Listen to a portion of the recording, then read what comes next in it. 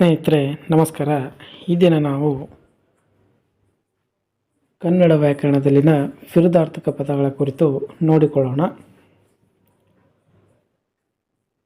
ಅಜ ಗಜ, ಉಗಮ ಸಂಗಮ, ಆಯ ವ್ಯಯ, ಕೃತಜ್ಞ ಕೃತಜ್ಞ, ಸ್ವಾಮಿ ಸೇವಕ, ಕೊನರು ಕಮರು, ತೇಜ ತಿಮಿರ, ನರಕ ನಾಕ, ಪಂಡಿತ ಪಾಮರ, ವಿಧವೆ ವಿಧುರ, ಶುಕ್ಲ ಕೃಷ್ಣ, ಕೃತ್ರಿಮ ಸ್ವಾಭಾವಿಕ, ಸ್ಥಾವರ ಜಂಗಮ, ಸ್ತುತಿ ನಿಂದೆ, ತೇಜ ನಿಸ್ತೇಜ, ನವಿಲು ಸೋಗೆ ನವಿಲು, ಕುರಿ ಟಗರು, ಮೇಕೆ ಹೋತು, ಉತ್ಕರ್ಷಿ ಅಪಕರ್ಷ, ಸದ್ಗತಿ ದುರ್ಗತಿ, ಸಾಕ್ಷರಿ ನಿರಕ್ಷರಿ, ಬಿಂದು